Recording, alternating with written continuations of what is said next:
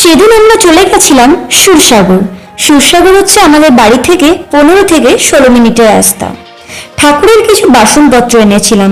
সেখানে ছিল একটা তেলের জায়গা, যে জায়গাটা বাড়ি গিয়ে দেখলাম লিক করছে, তাই ওটাকে রিটার্ন করতে এসেছি। আর এই দেখুন আমার কাণ্ড, আমি আমার বরের বাড়িতে পরা জুতো পরে ভুল করে চলে এসেছি।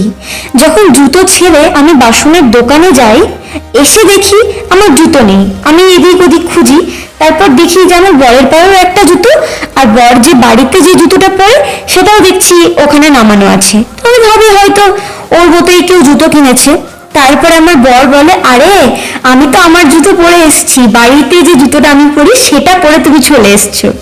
আর এই যে ওখান থেকে বেরিয়ে আমাদের ড্রাই ফ্রুট শেষ হয়ে গেছিল, তাই কিছু ড্রাই ফ্রুটস নিতে এসেছিলাম। আর ওখান থেকে বেরিয়ে সোজা চলে যাচ্ছি এখন একটা টাইটানের দোকানে। আমার বরের একটা ঘড়ি আছে যেখানে ব্যাটারি শেষ হয়ে গেছে, তাই ওখানে ব্যাটারিটা ভরে এবার আমরা হাঁটছি শাওয়ারমা রোল খেতে। আমরা এখানে ডিসাইড করলাম যে এখানে একটা হাদি শাওয়ারমা রোল নাকি খুব বিখ্যাত।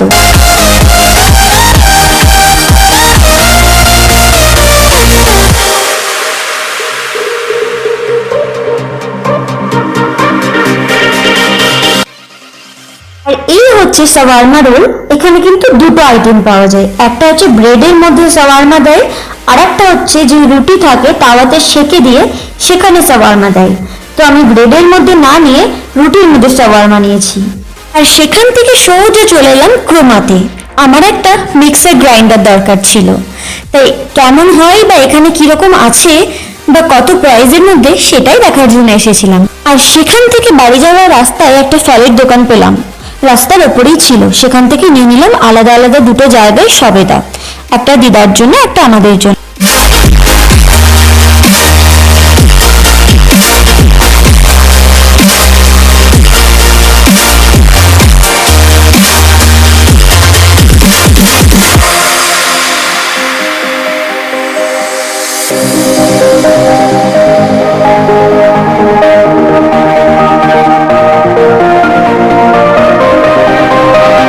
আর এই যে আমাদেরকে দেখতে পেয়ে এত সুন্দর নিষ্পাপ হাসি, হয়তো দিদাই হাসতে পারে।